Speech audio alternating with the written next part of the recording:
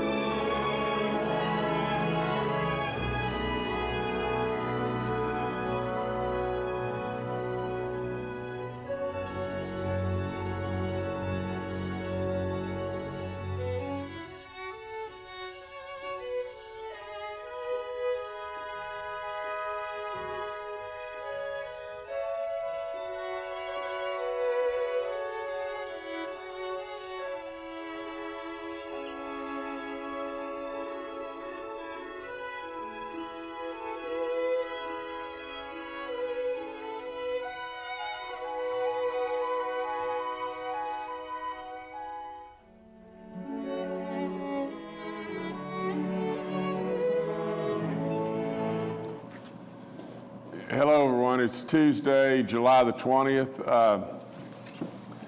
You know, the last day I was with you and everything, I'm sorry, it's Thursday, July the 20th. But nevertheless, I'm sorry, good gracious. Let's start this thing over. It's Thursday, July 22nd, you know, and, but anyway,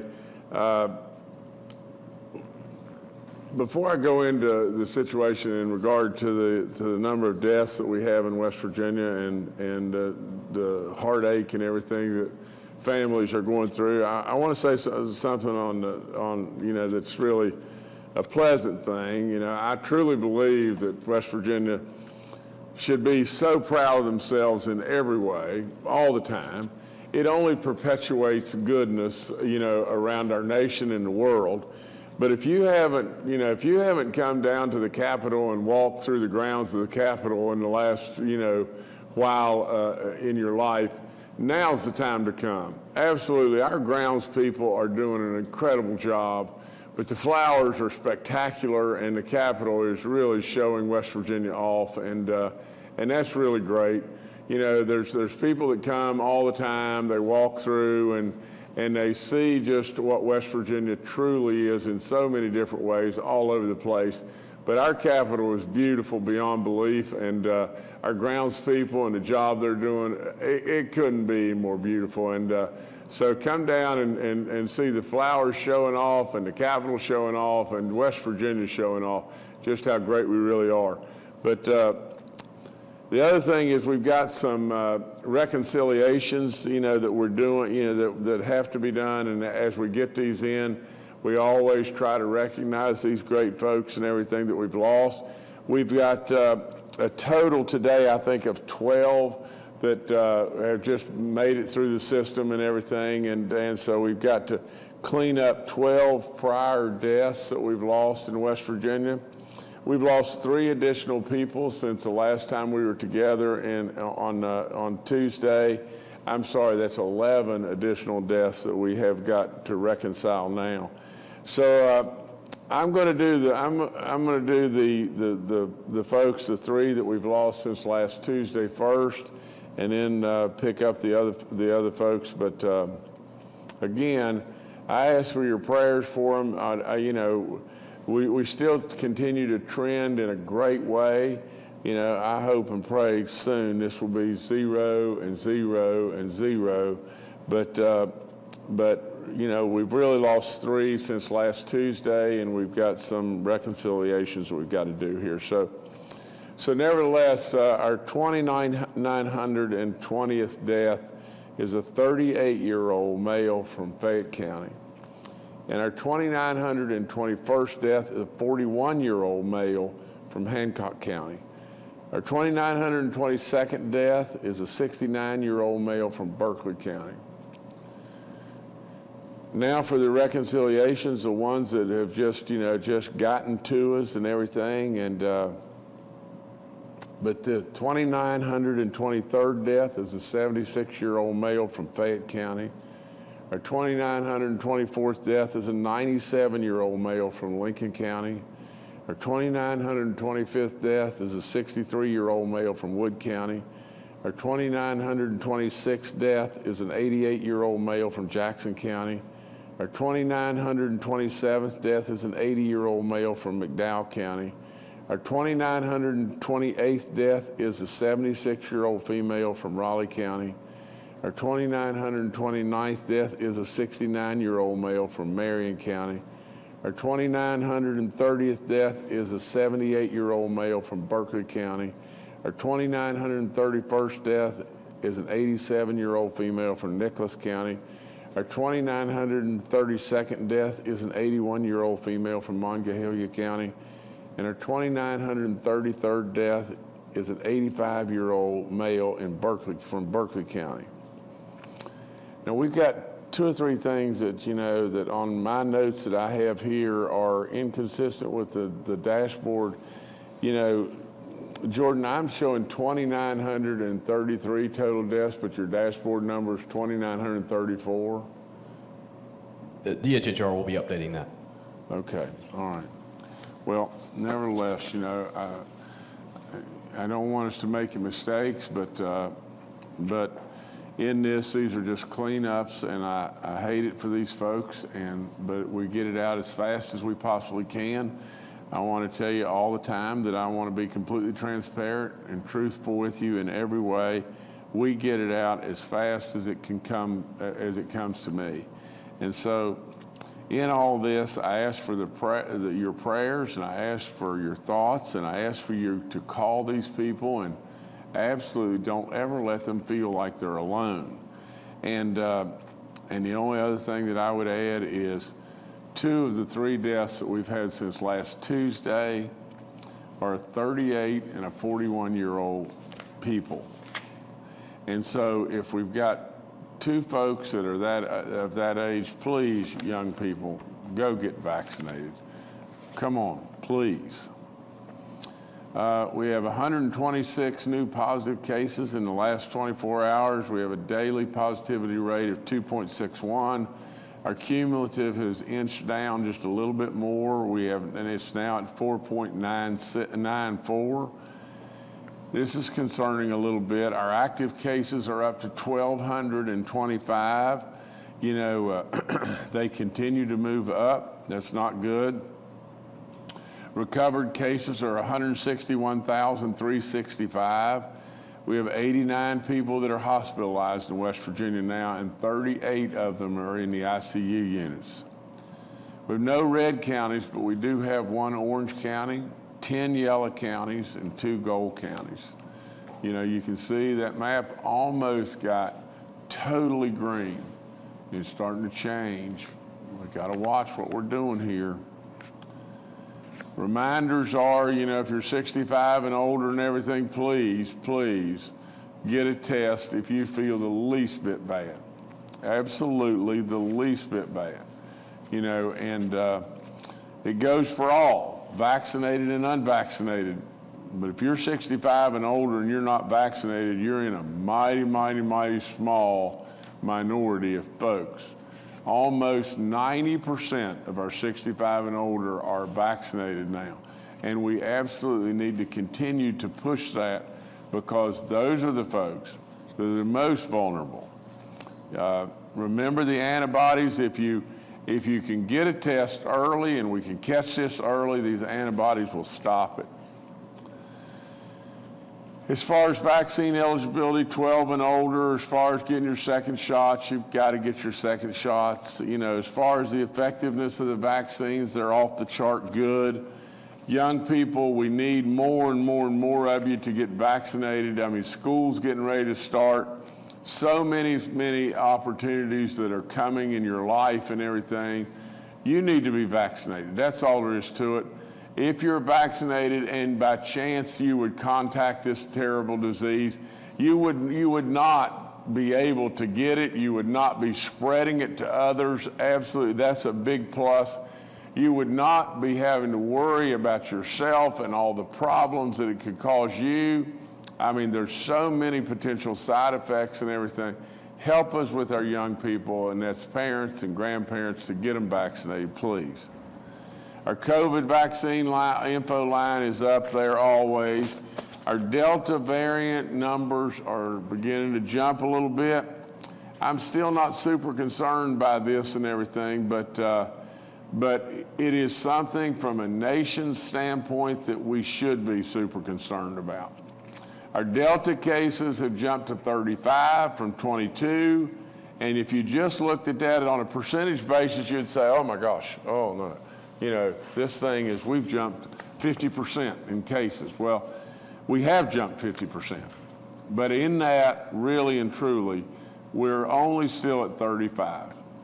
But we all know, if you'll just listen to the health experts, and I'm not a doctor, but just listen to them, they'll tell you over and over, this thing's coming. This thing's coming, West Virginia. You know, one of the Trump leading officials, health officials, told everybody the other day that if you aren't vaccinated, you're going to get this Delta virus. And if you get this Delta variant to this COVID virus and everything, it's going to be tough on you. It's going to be really tough. And it may end really, really bad. And so you've got to get vaccinated. Now, And so all I would say is this Delta thing is coming, and the more of us that are vaccinated, it absolutely moves us into a position to where really and truly we can stop this dreaded killer. You know, this whole thing takes a chain that if one person gets it and the next link in the chain, that person's not vaccinated, they're going to get it. And the next link in the chain, if that person's not vaccinated, they're going to get it. But if the next link in the chain is a person that's vaccinated, and then there's unvaccinated people on the other side, the likelihood of it skipping across is not good. So the net of the whole thing is the more people that are vaccinated, the better the strength of the chain is from the standpoint that it can't move because there's links out of the chain all over the place. Now, the other thing is, we all know this.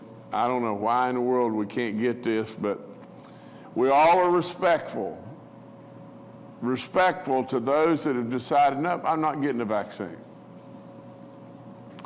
But at the same time, we all know that the more people are vaccinated, the less people will die. We know that. Just ask yourself how you would feel. How would you feel about this? How would you feel about, you know, whatever the situation may be, but you've got a loved one that just, because of all kinds of problems and everything, they can't take the vaccine. And you're worried to death about them. And all around you, there's your friends or your neighbors or whatever like that, and they're saying, no, I'm not getting vaccinated, no way, no way.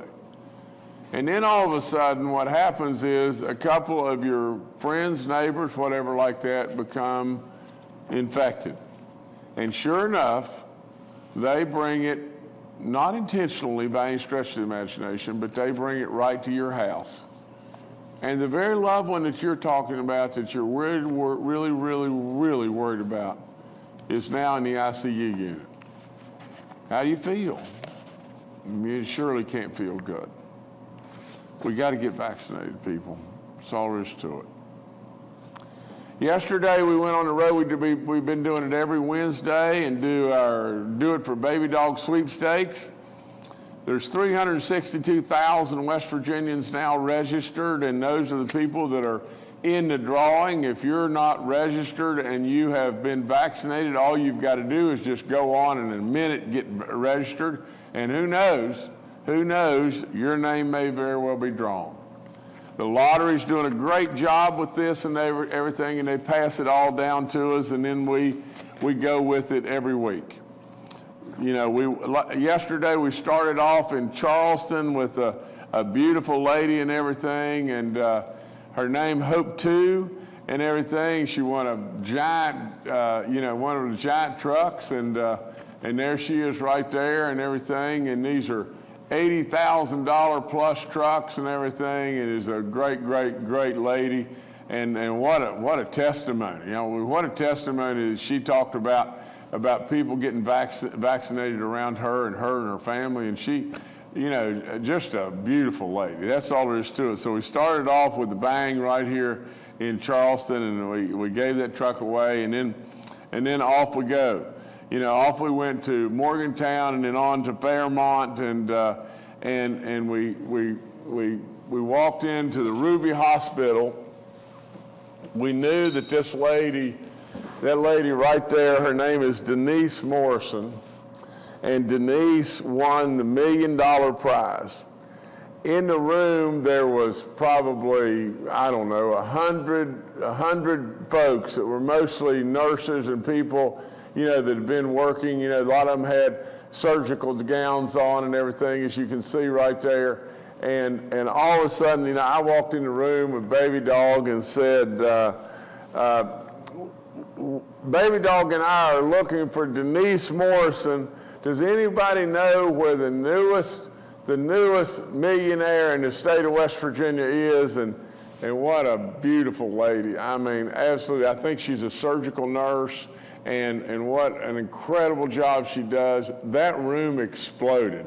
It exploded in cheers and tears and everything from the standpoint of how much those people support and love this lady. You know, it is really great.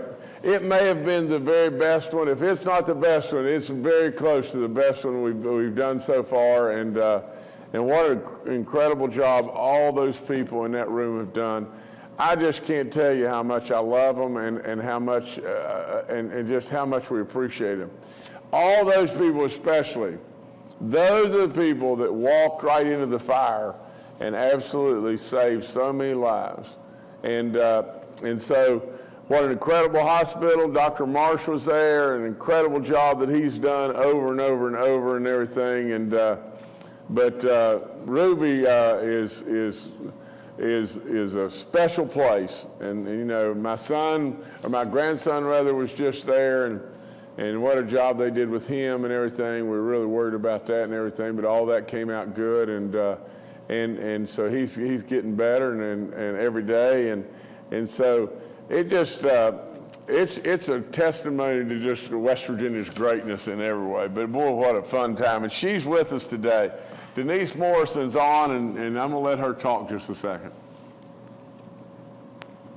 Hello. Hi, Denise. Good morning. How are you today? I'm great. I hope you're doing good. I'm doing great.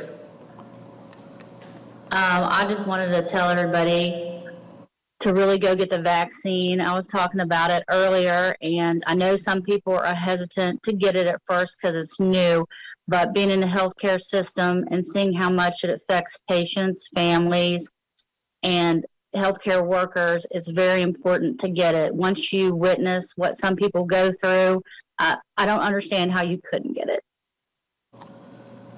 Well, Denise, listen, before you go, I got to thank you again. I mean, there's an old saying that a fellow that is an athletic director, was an athletic director, and he told me this one time. He said, kids know if you like them. Well, really and truly, those people, those nurses, all those people in that room, when they exploded in support of you, that's a testimony to how great you are. And I appreciate you, and I appreciate all those and all the healthcare community and everything.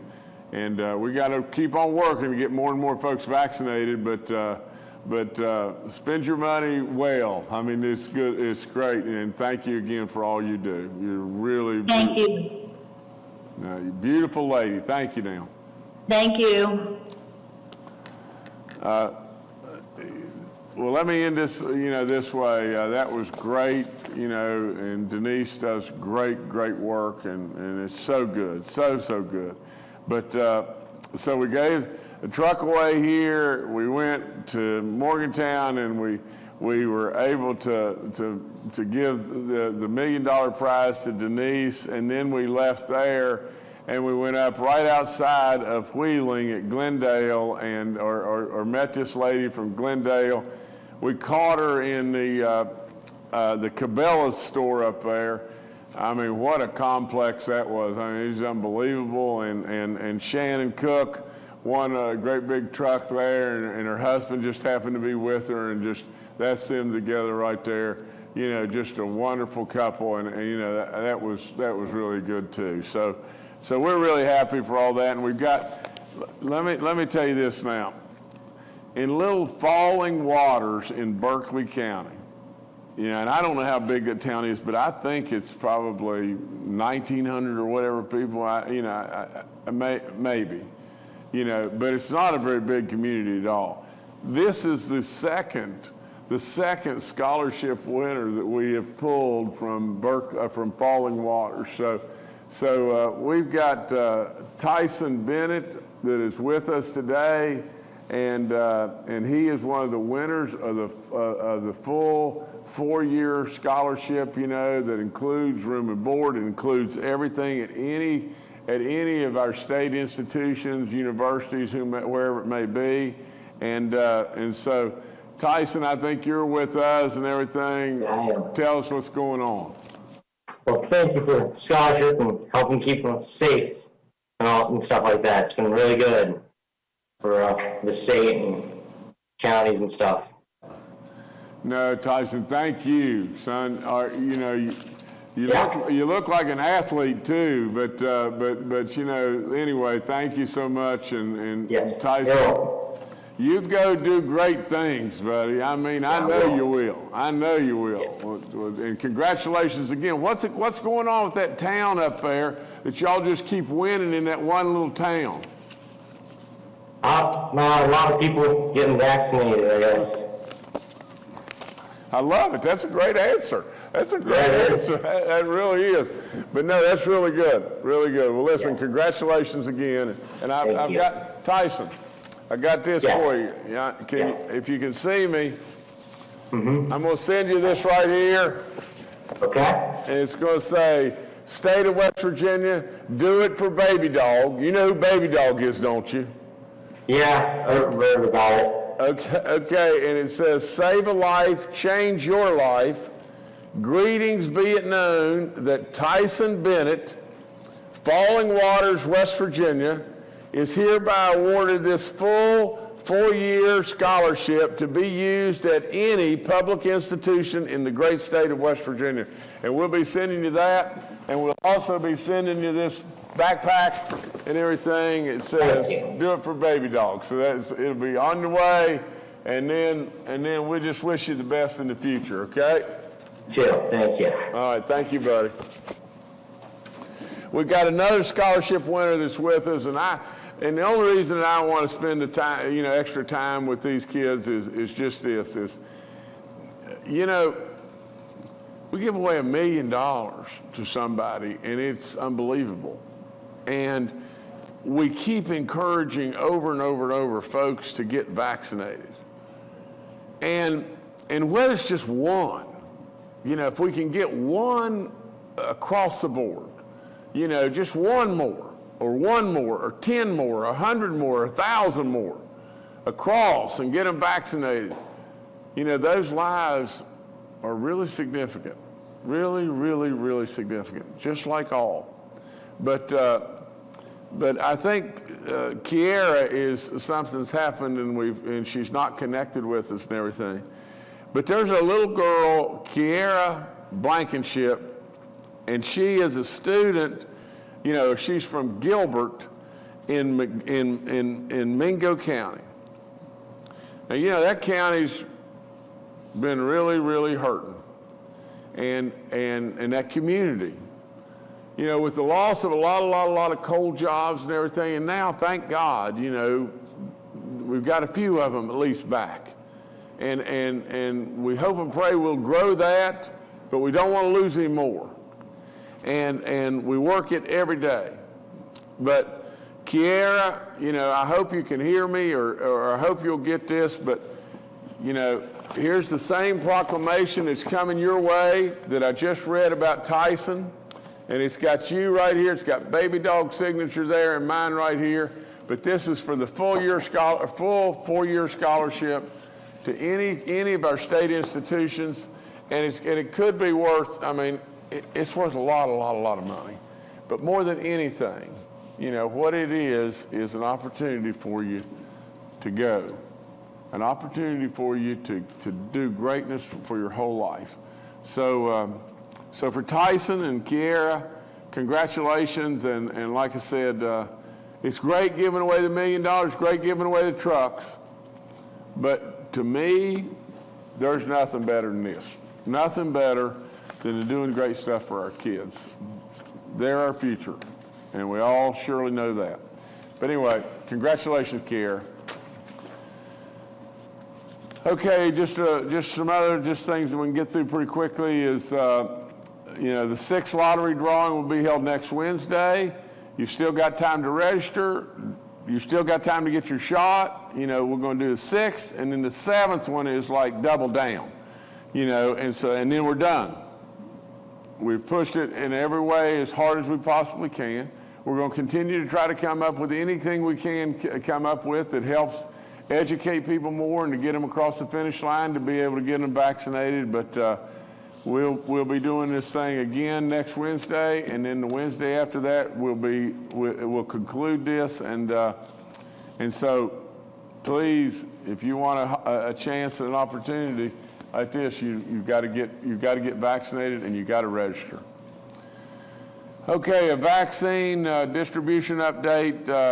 We now have vaccinated in the state of West Virginia 1,049,307 people.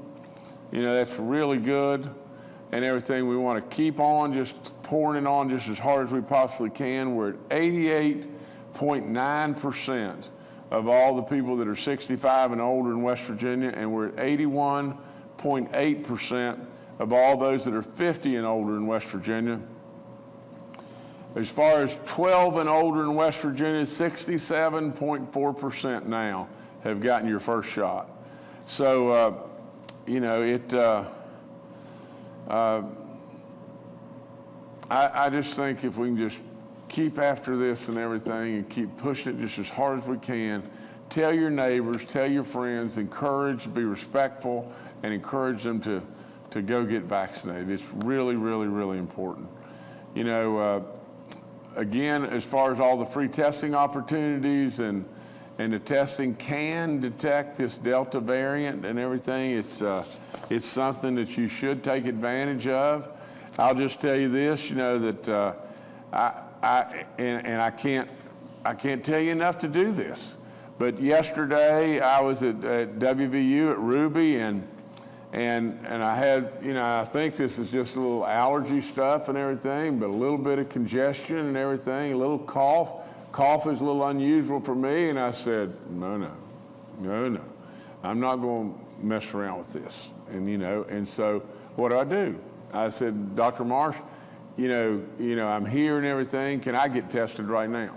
And I've been tested several times and everything, but haven't been tested in a good little while. But I've got this little cough and a little bit of congestion and everything. And I think that it's just nothing but maybe a little bit of allergies and everything. But I don't know, do I? And I got tested. Came back negative, but I got tested. You know, I tell you, take advantage of this free testing. Take advantage. Especially if you're over 65 years of age, take advantage. And absolutely, again, we thank Walgreens and Frith for all that they've done and all they continue to do. We have 2 outbreaks in our long-term care facilities. We have 5 outbreaks in our churches now in 4 counties. That's Cabell, Marion, McDowell, and Webster County. We have 1 inmate that has COVID in this state and 4 staff cases. And I encourage you over and over and over to give blood. Now, let me tell you this, and I'm going to end with something here in just a second, but we have a West Virginia Olympian, you know, that is in the Tokyo Olympics, and you got to make sure you watch this man and everything. It's Patrick Sunderman. And Patrick is a West Virginia University graduate who was on the rifle team and is a former West Virginia member of the National Guard. He is competing in the small bore 50-meter rifle event. And you know, he's going to be on Saturday night. You should be able to see him at on Sunday night at 10:30 p.m. And Patrick, good luck. You know, you're a superstar beyond belief. We're so proud of you and everything. But everybody watch Patrick at 10:30 on Sunday evening. You know, and everybody, you know, be sending up your prayers and best wishes for him, and that he, I'm sure he'll compete greatly. But you know, always needs a little extra help. We all do. Now, last thing I'm going to end with is this, and this was absolutely, you know, a tremendous, I mean, the best part of the day for me yesterday. You know, last Tuesday, we announced a young kid that's really struggling with cancer and everything, and his name is Logan Fluharty.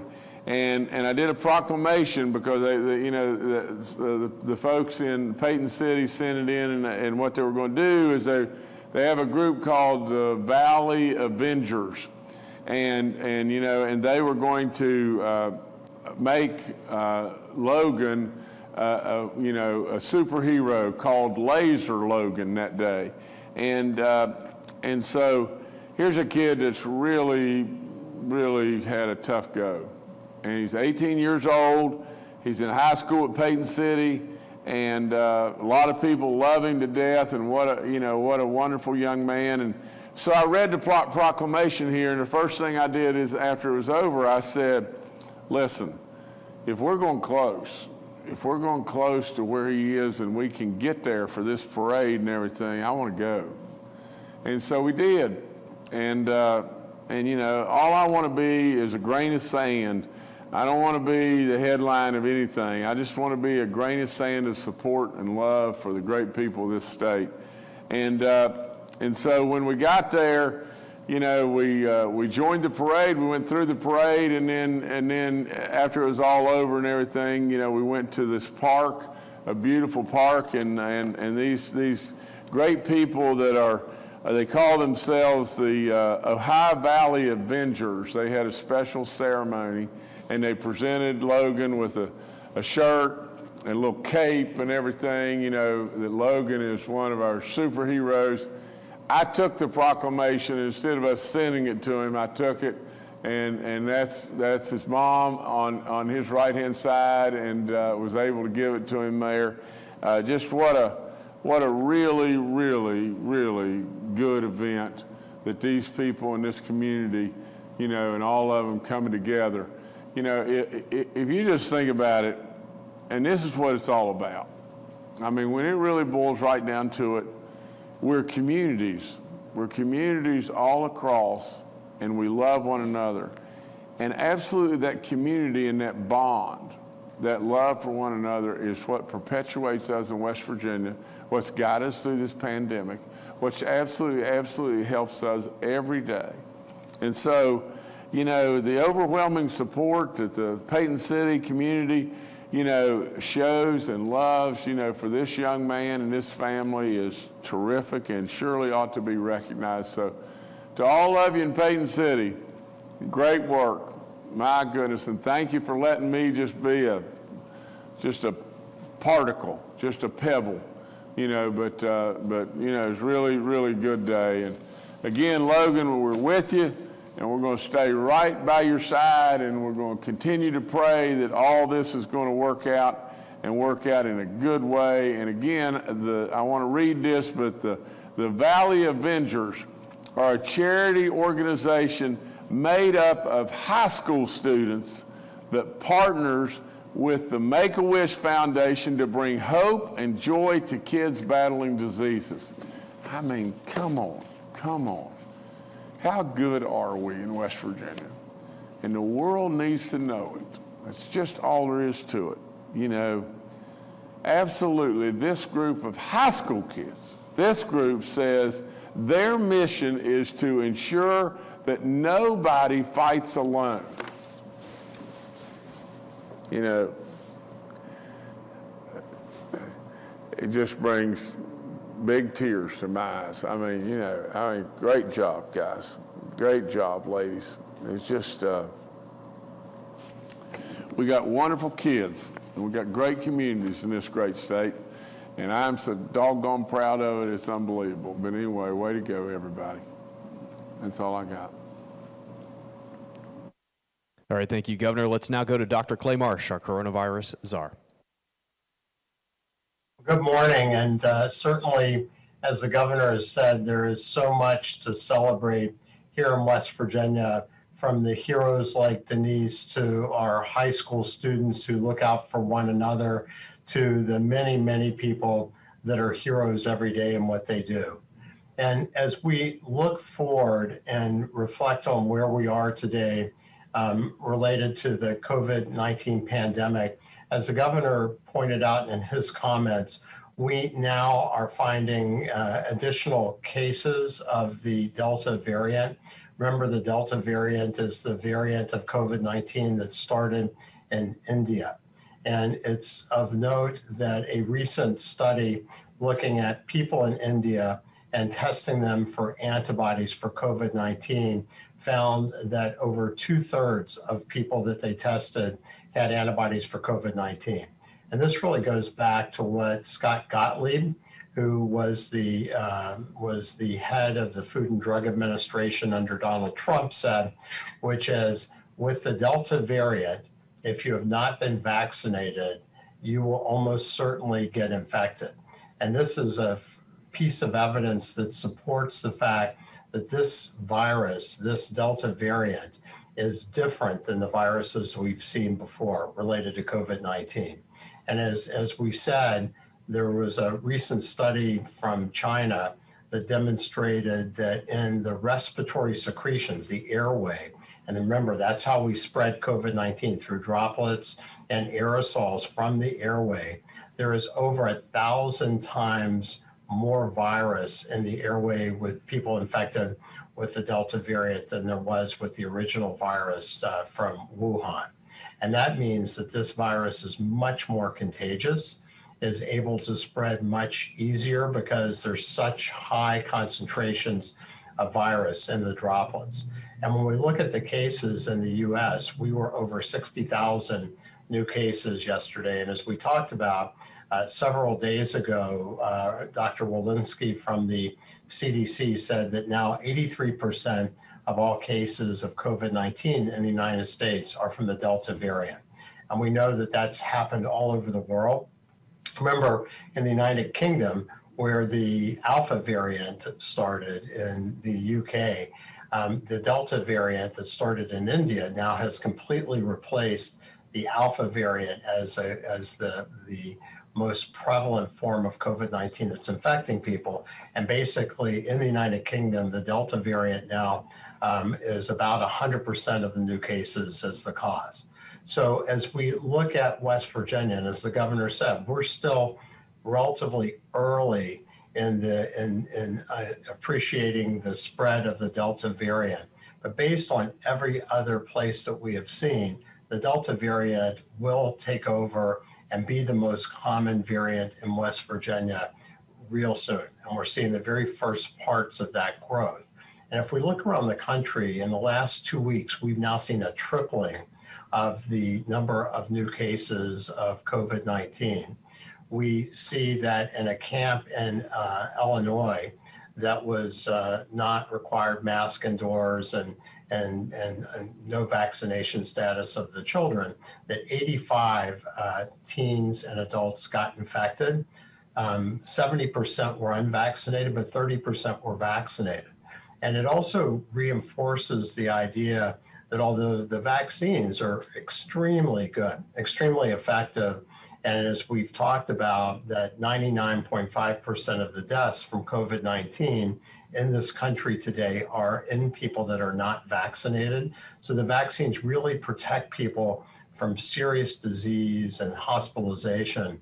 But I think with this new Delta variant and the very much higher concentrations of virus that are in the droplets, we still have to be really careful, even if we're vaccinated, particularly if we're indoors among mixed groups, and particularly, as the governor said, if we're older or we have other health problems or we take medications because of inflammatory diseases like immunosuppressive medications, or we've had transplants, we should be really careful. And you know, as we've talked about many times, avoiding those areas that would be putting you at risk personally, but also consider, you know, wearing a mask, staying physically distanced, being careful just to aid the protection. And in fact, Tony Fauci came out yesterday and said with the Delta variant, for the Americans who are at risk that way, that's probably a really important idea. And as we've talked about, you know, with school coming up and with many children that still haven't been vaccinated, it's really important for parents and grandparents, for any vaccine eligible child, to choose vaccinations. Because yesterday we saw that a 5-year-old in Georgia died from COVID-19. And reports from Alabama are talking about young people now being in their ICUs, having to be put on ventilators, respirators. And one doctor said that when people are about to get put on the respirator because their lungs are failing, they ask, can I get vaccinated now? And the doctors say it's too late. And we don't want it to be too late for any West Virginian. So now is the time. We know that we're measuring the reproductive value across our whole state, and it's starting to rise. We're seeing the number of new cases rise. So there's really no time to wait. Every West Virginian that hasn't been vaccinated is at great risk with this Delta variant growing, and particularly our children are at risk without being vaccinated. So today is the day, now is the time, and we really, really hope that people can hear what we're saying, not as alarmists and not being critical of anybody, but it's because we care about people here and we want to promote the well-being and the goodness of the state and the state's people during this new, different phase of the pandemic with really a different virus that is much, much more dangerous than any virus we've seen so far. Thank you. Thank you, Dr. Marsh. Next, we'll go to retired Major General Jim Hoyer, the director of our Joint Interagency Task Force. Good morning. Would like to highlight a couple of things. Governor Justice has continued to press us to focus on preparing for the fall with our partners at the State Department of Education, as well as our higher education institutions, so we continue to stay engaged with them. In addition, he has tasked us to be prepared for a surge that may come up with the Delta variant or a variant that may follow. So we're staying in constant communication with our hospitals and other organizations to be prepared for that as well. We still work and manage a strong supply of PPE should that be necessary. I'd like to highlight a couple of things that reinforce the governor's point on where we've got to go with vaccinations. If you look at first doses, and we do exceptionally well, individuals in West Virginia going from first to second dose, so that tends not to be an issue for us. But looking at first doses, 65 and older, as the governor pointed out, 88.9%. We are on the way to achieving his objective of 90%. 50 and above, 81.8%, on our way to achieving the objective of 85%. But if you go to the other end of the spectrum, 18 to 29, we are only at 46.9% first dose. And 12 to 17, we are only at 41%. And going into the school year, we need to work cooperatively across West Virginia to make sure that we get those young people who are now more vulnerable to these variants vaccinated. So it asks all West Virginians to work to get educated and to do the best we can to get those numbers where they need to be to protect our fellow citizens. Thank you. Thank you, sir. Next to Dr. Ayn Amjad, our State Health Officer. Good morning. As the governor mentioned, 11 of the 14 deaths on our dashboard are part of the Bureau's continuing efforts for data reconciliation and combining our death certificate data. I just want to mention that of those 11 of the 14 deaths, those do compile from December of 2020 through April, May, June, and July. So those do span over several months' time. But if there's any further questions, we'll be happy to answer those also offline. But those do compile, our data reconciliation that we've been trying to reconcile for the last couple of months. Thanks, Jordan. Thank you. Secretary Bill Crouch with the DHHR is also joining us and is available for questions. We'll now go to questions from members of the media. The first today from Kenny Bass with WCHS and Fox 11. Hi, thank you for taking my questions. I have two, and I'd really like if both of them could be addressed. I can't decide which one is more important, so I think I'm going to ask both of them. The first one is, when the Delta variant is concerned, statistically, for Dr. Marsh or Dr. Amjad, what is the chance of a breakthrough infection for people whom are fully vaccinated? I keep hearing a lot about people not completely vaccinated and unvaccinated, but for those fully vaccinated, statistically, what are the numbers showing us about Delta variant infection? And secondly, about vaccinations in general, maybe the governor could address this one. There have been so many mixed messages on the COVID pandemic, from masks to the new variants, which keep popping up. Those aren't mixed messages, but it's continuing information. A good example, the American Association of Pediatrics and the CDC are differing on their policy for wearing masks for children in schools. We have states with different mask and gathering guidelines. just an inundation of information that is inconsistent. How much does that contribute to vaccine hesitancy? Because many people have told me that because of the different guidelines, because of the different recommendations, because of the different rules, they just don't trust or believe what's coming out. So if those two questions could be addressed, I'd appreciate it. Thank you very much. Let me go first, and let me do Kenny's second question. I'm just trying to think how to put this in just plain everyday talk, because I can't hardly do it any other way. Let's just think about this. Kenny's question, I guess, centers around, there's a lot of differing opinions on different issues, whether it be CDC or Dr. Fauci or whomever it may be, on different things.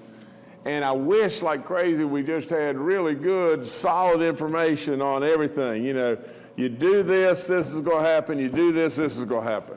Well, we all wish that, don't we? And we all know too that there's some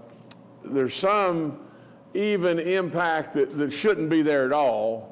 That there's some political, influence in this too. Well, that should never be there. And the inconsistency, though, is just this: like it or not like it, nobody that you see, nobody that's around you, nobody has ever been through anything like this before. And really and truly, we continue to have to adjust, do we not?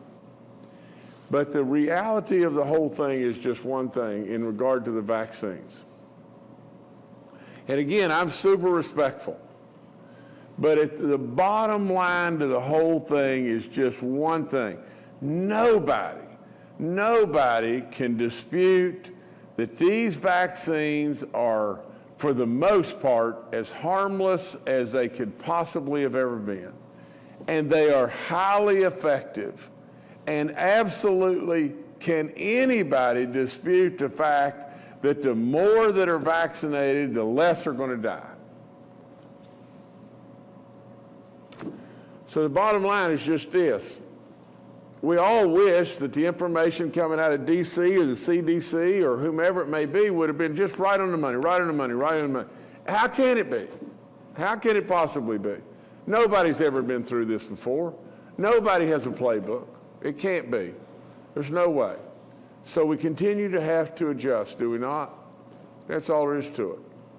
And absolutely, as we go forward, like it or not like it, the bottom line in the adjusting is one thing, and it has never changed.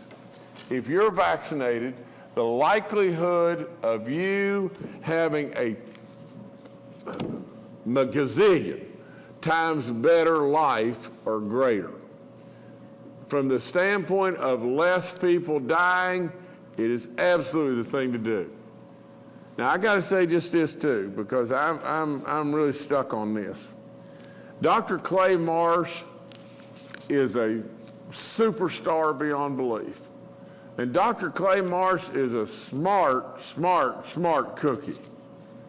Now, when it really boils down to it, when Dr. Clay Marsh is sitting there telling you about your kids, about yourself, and he's telling you that absolutely if you would end up lying in an ICU unit or whatever and say, can I get vaccinated now? Is it too late? And what did he say? Doctors are looking at people saying, it's too late. It's too late. We know we're going to go back to school real soon, don't we? Absolutely. Your kids are going to go back to school real soon. We know this Delta variant is really out there. We don't know how fast it's coming to West Virginia, but Dr. Marsh is who I've got to depend on. I'm not a doctor. Dr. Marsh is a superstar. And Dr. Marsh, you can tell it by his voice. Yesterday when I saw him, he said, I got to talk to you really, really importantly about this and everything. And he was worried. And you can tell it by looking at his face, he's worried. And he's telling you, absolutely, today is when you've got to move. You can't wait till it's too late. And that voice comes and says, it's too late. You can't do that. We know we're going back to school. We know the exposure is going to multiply many times. We know that we want to be able to go to a WVU or a Marshall or whomever football game. We want to be able to go to the West Virginia State, or I'm sorry, the Bluefield State football game. We want to do that. It's the first year they've had football forever. They're bringing football back to that great school in Bluefield. And the first games in the first days of September. I promised them that I'd be there. We want to do that, don't we? We want to celebrate the goodness and the excitement of a WVU game or a Marshall game. We want to do that, don't we? And we've got exactly the ticket to be able to do all that. That's we got to get vaccinated. We got to get vaccinated to where we're not having a meltdown all around us. We know we're going to go back to school. We hope and pray we're going to be able to go to the football games. We got to get vaccinated. Dr. Marsh, not Jim Justice, Dr. Marsh, the medical expert and guru that we could never have selected anybody better. Look at his face. Look at his face when he says, today's the day. Today's the day that you've got to decide to move. You can't wait. That's what Dr. Marsh is saying. And absolutely so nevertheless, Kenny, from the standpoint of your question, you always are really on point. Great question, great question and everything. You know, there's a lot of varying opinions, and I get it. And there's a lot of people that are trying hard and a lot of mistakes that are made. We had to pivot along the way. But absolutely, the bottom line to the whole thing that has never changed, the more that are vaccinated, the less people die. And so we got to absolutely do that. Anyway, Dr. Marsh, y'all can take the other question, please. Thank you, Governor, and thank you, Kenny. And I appreciate the governor's comments, and I am very worried.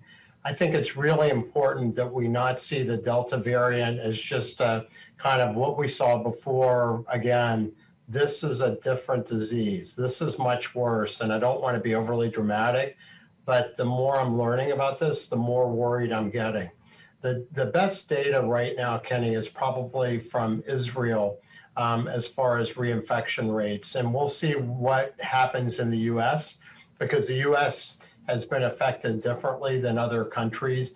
And in Israel, they reported about a 64% protection most recently with the Pfizer vaccine and fully vaccinated people. There's been studies from the United Kingdom that said more like 85 to 88%. The Johnson & Johnson protection's about 66%. That's been pretty consistent.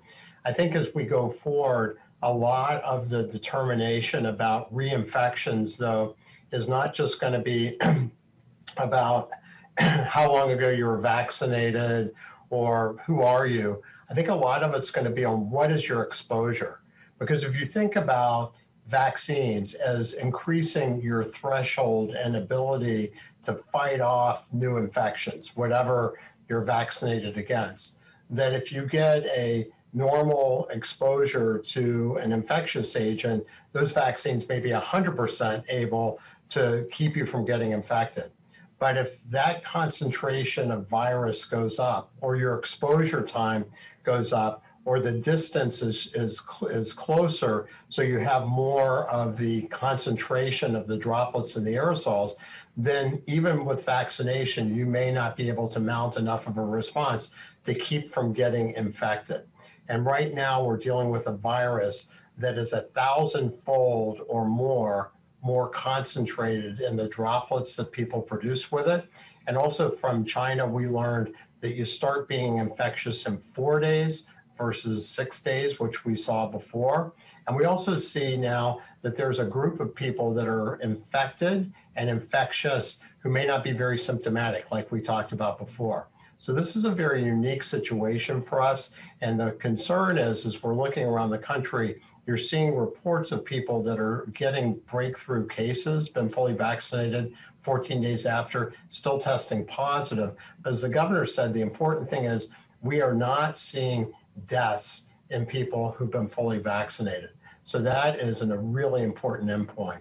But I think that that understanding is going to continue to grow. Now, the one piece that's problematic is the CDC has decided, as I understand it, and Dr. Amjad can comment on this, not to follow relatively asymptomatic or mildly symptomatic cases with breakthrough, just serious cases. In West Virginia, though, we've been tracking everybody because of the concern of, whether anybody who's vaccinated could spread the virus. And although we know that the vaccines reduce your likelihood of doing that, we're not sure with the Delta variant whether that risk is zero. So I'll turn it over to Dr. Amjad for any comments. No, you're right about the CDC wanting serious cases. Okay. All right. Well, thank you, Kenny. Next, we'll go to Charles Young with WV News. Hi, this is Charles Young with WV News. Governor, I want to know if you could comment on your plans for the future of these briefings. Do you still think it is necessary to do this twice a week, given where we're at? Thank you. Charles, I'd almost say you tell me. I mean, really and truly, I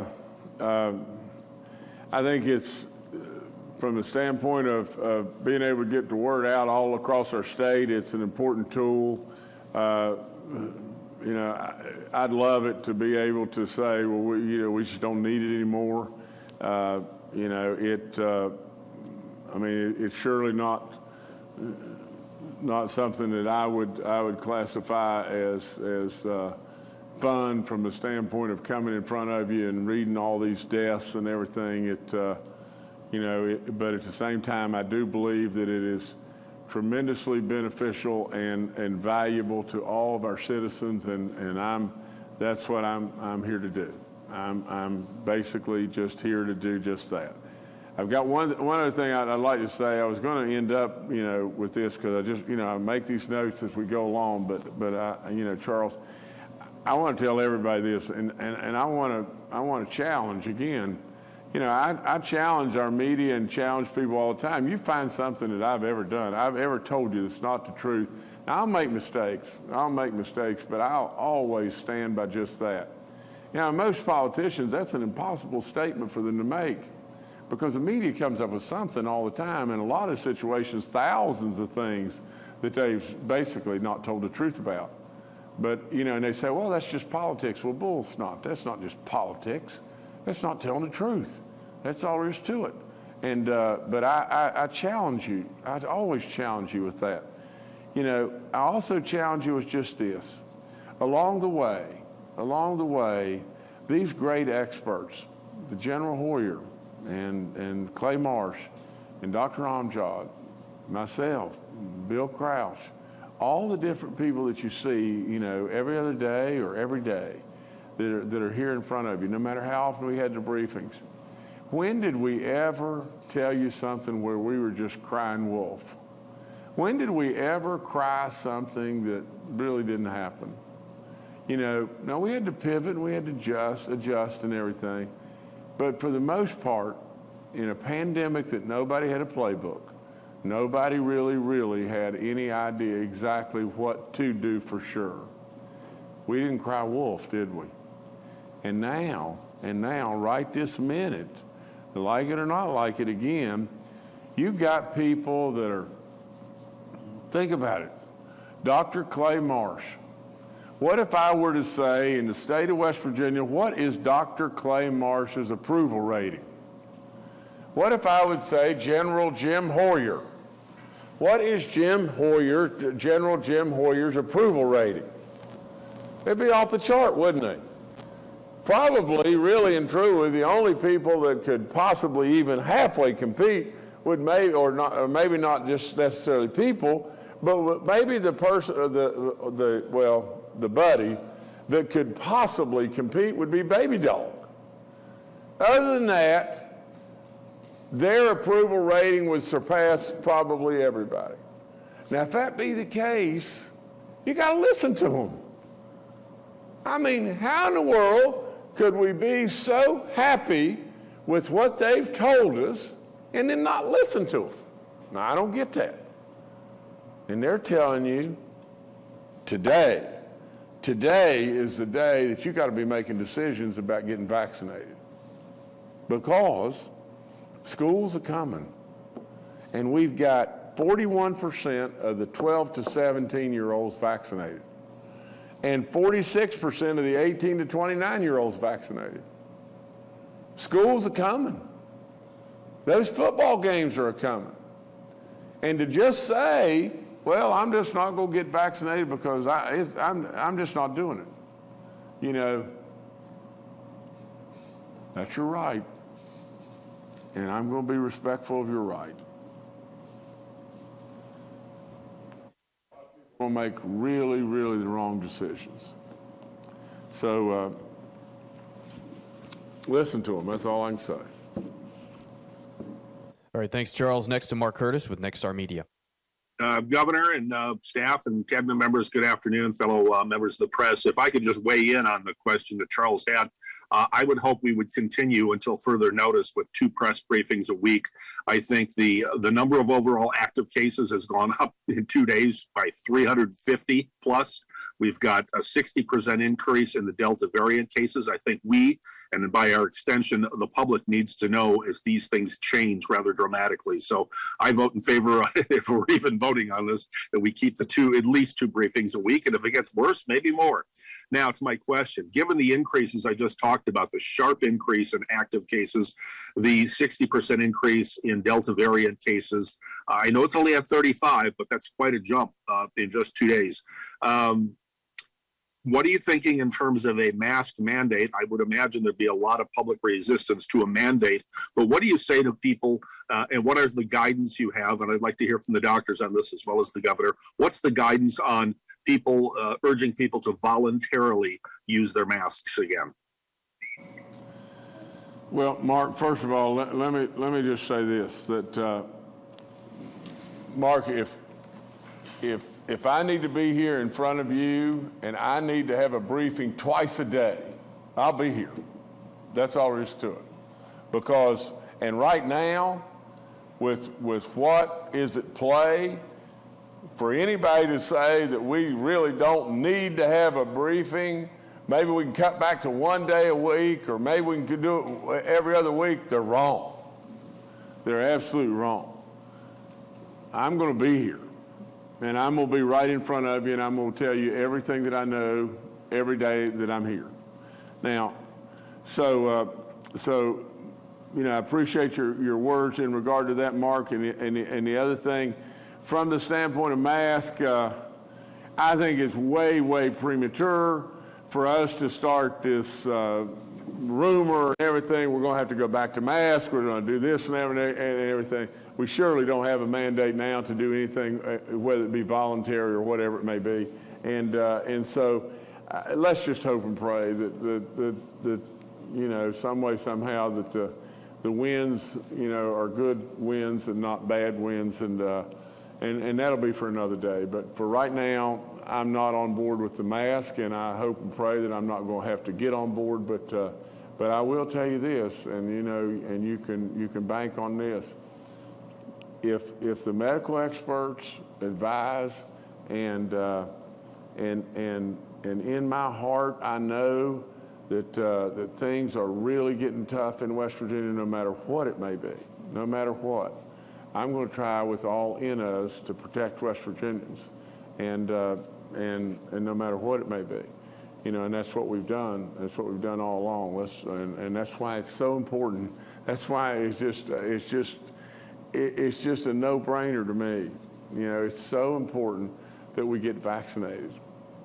I mean, we all know. I mean, we all know what our ticket is to stop this thing. And we just got to get vaccinated. All right, thanks, Mark. Next to Paul Mullen with WCBC. Good afternoon, Governor. Good afternoon, panel. Governor, first of all, congratulations on getting tested. I know after you coughed the second time on Tuesday, I said the big guy better start taking his own advice, and you did, and good for you. I want to make it a little bit personal. I was in a situation where I needed to be fully vaccinated pretty quickly, so I opted to get the Johnson & Johnson vaccine, and that's what I've been relying on. I heard the 66% number Dr. Marsh referred to. And they are now, I understand, considering booster shots, and nothing has been made official yet. If I would want to go back and get Pfizer or Moderna to increase my protection, would there be a prohibition on that either medically or procedurally? Thank you. That's way above my pay grade. Dr. Marsh, that's you.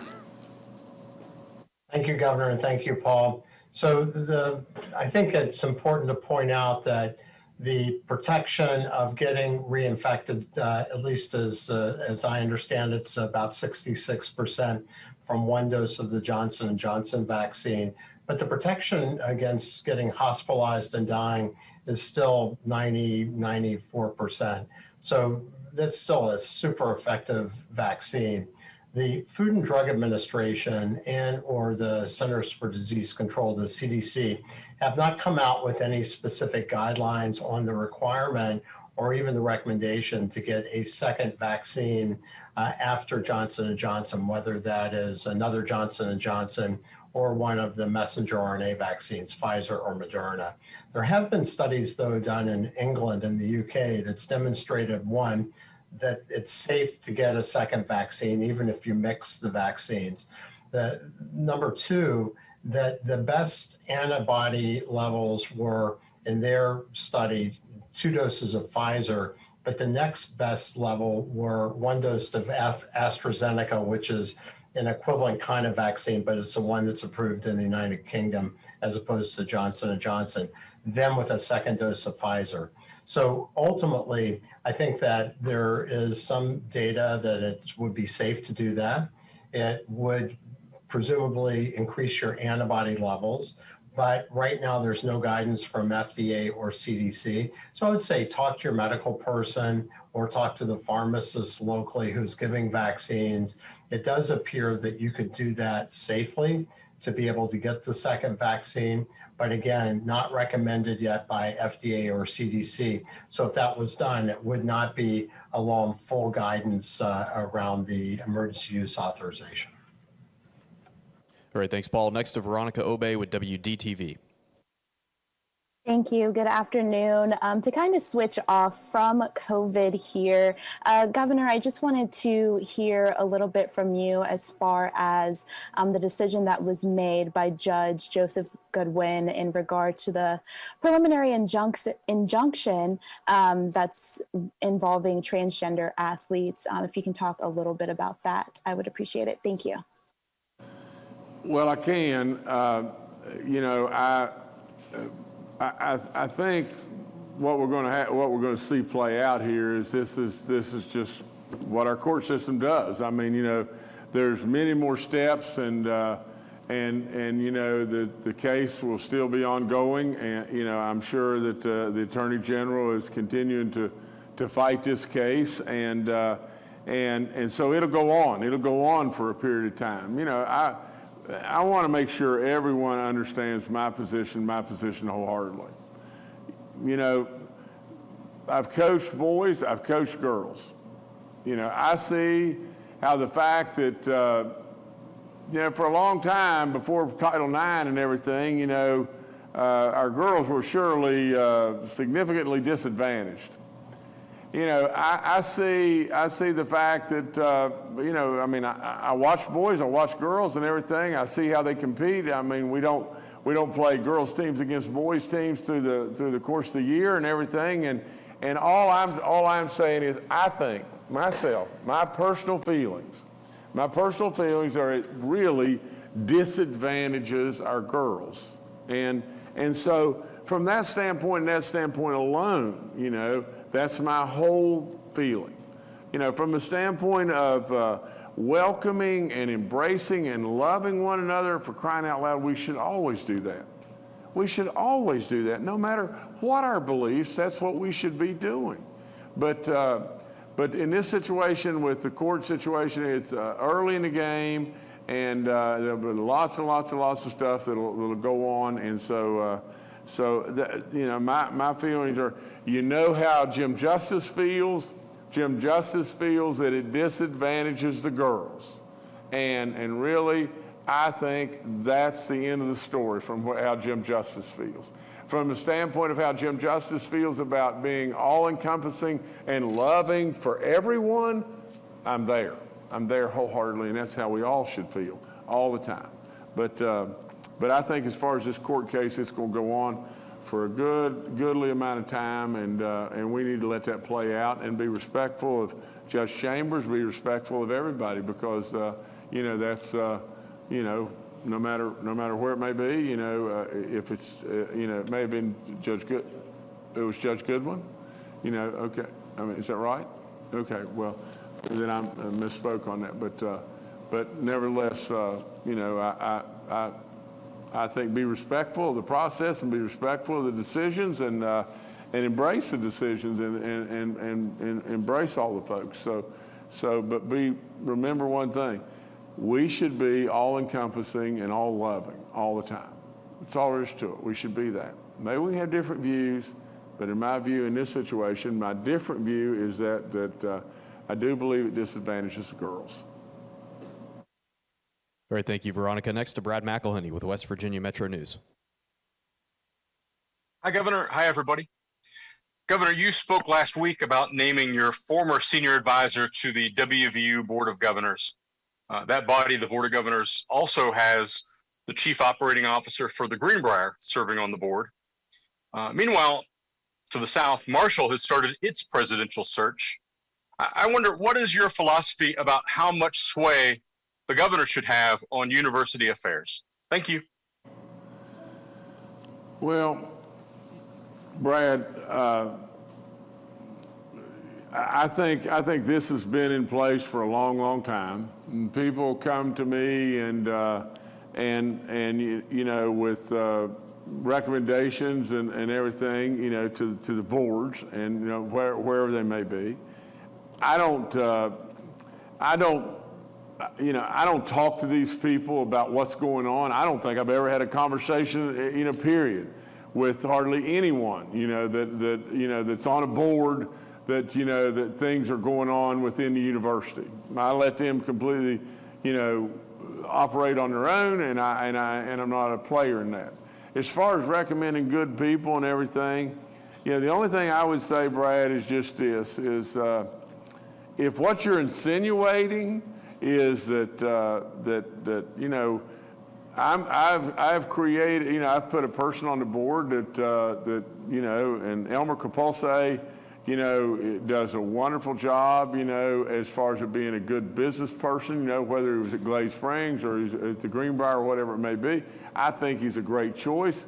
You know, I think, you know, President Gee, and I think he's doing a great job, and I try to appoint the right people. I try to appoint good people and everything, good people that I feel like that are honest and everything. And naturally, I would, you know, I would know someone like that better than just somebody that's out on the street.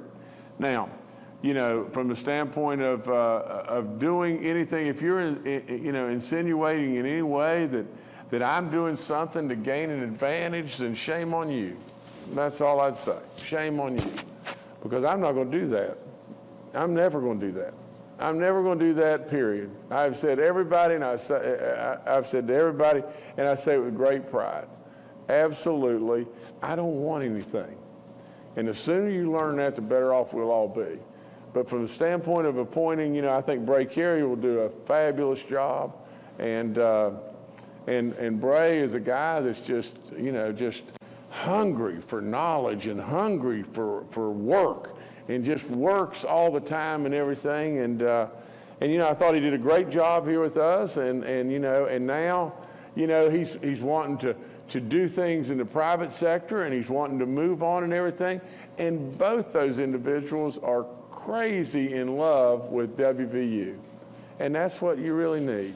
You really, really just need that. So we want to, you know, we want to continue to, you know, to put good people on our boards and do it as fairly as we possibly can. And I guess that's one of the responsibilities of the governor. And, you know, Rebecca Blaine does a fabulous job. Missy does a fabulous job on all these boards and bringing me recommendations all the time, and they vet them. My goodness gracious, the work that goes in before you can make a recommendation is pretty extensive.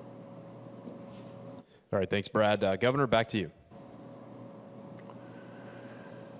Okay, we've talked about a lot of stuff today, and I hope everyone's, you know, paid close attention. You know, to me, a humbling moment was Logan Fluharty, you know, in Peyton City, and to see the great turnout of that community in support of a young man that's having a tough go of it. And I want you to keep him and his mom and all of his family in your prayers. Please do. Please, please do.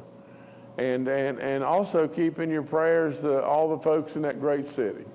You know, small town USA, small town West Virginia, and absolutely great, great, great people. Now, we've talked about, you know, whether it be board appointments or whatever it may be. And I welcome everybody to ask anything they want to ask, and I try as hard as I can to never dodge any question. But the most important thing of the day, you know, is just this, is the look on the face of Dr. Clay Marsh. That's the most important thing. I hope to goodness that if you're watching the briefing, you watched really closely. I've said it over and over. He's a good man, and he's a smart man, and he's a doctor. And absolutely, the look on his face is concern. Not alarm, but concern. You got to really pick up on that, you know, because if he's concerned and you trust him like I know you do, then you've got to be concerned. And he's concerned for your kids. He's concerned for you. He's concerned for your grandmas or granddads. He's concerned. And he's concerned about this Delta variant because that's his primary job, to be concerned. Before absolutely the house is totally burning down and then walk out and say, oh, we got a fire. You know, that's not Clay Marsh. Clay Marsh is telling us point blank, today is the day to be making decisions about getting vaccinated. We better listen. We better listen. Thanks, everybody. Thank everybody, all the media, all the folks, all the medical, all the experts, all West Virginians. We have absolutely continued to be together. We have different opinions, but we've stayed together, and that's what's made us strong. That's what got us through this and everything, and that's what's going to continue to get us through this. Be respectful, have different views, but stay together. God bless all of you. Thank you so much.